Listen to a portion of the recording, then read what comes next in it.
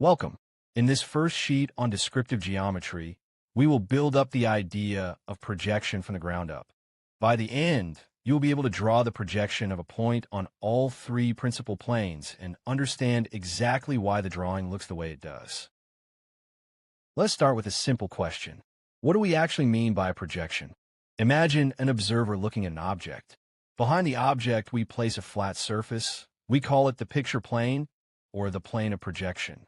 Now throw straight lines, visual rays, from the observer's eye through each corner of the object and continue them until they strike the plane.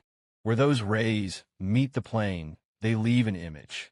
That image is the projection of the object. The very word projection comes from Latin, meaning to throw forward. We're throwing the object forward onto the plane by means of these rays.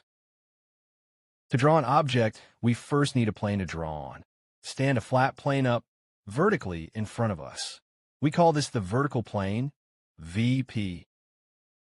Place an object in front of it. If we look straight at the plane and project the object onto it, the image we get is called the front view or elevation. Watch the object flatten straight back onto the vertical plane. That flattened shape is the front view. But notice a limitation. The front view only shows us two dimensions, the length and the height. It tells us nothing about the depth. One plane is not enough. So we introduce a second plane.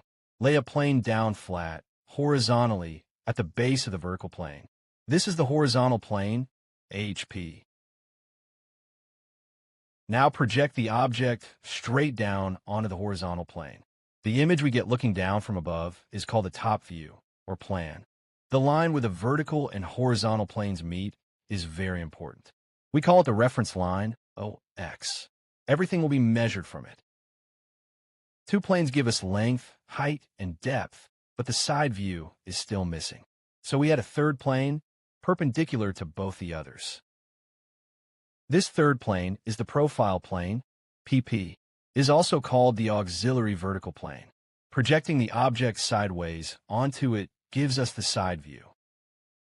Project the object across onto the profile plane, and there is the side view.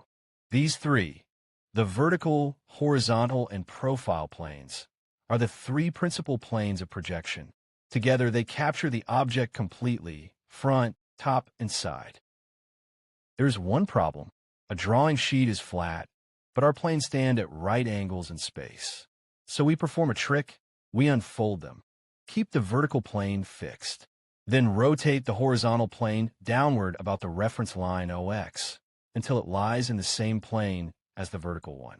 Now, both planes lie flat in a single plane, exactly like your drawing sheet. The vertical plane is above the reference line, the horizontal plane below it. Now the key skill of this sheet, projecting a single point. Here are three planes again. Let's take a point A in the space in front of them. Point A sits 20 millimeters above the horizontal plane and 30 millimeters in front of the vertical plane. Project it perpendicular onto the vertical plane. This point, A' is the front view. Its height above the reference line equals the height above the HP. Project it straight down onto the horizontal plane. This point, small a, is the top view.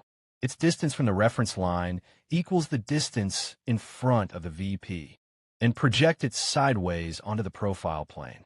This point, the double dash, is the side view.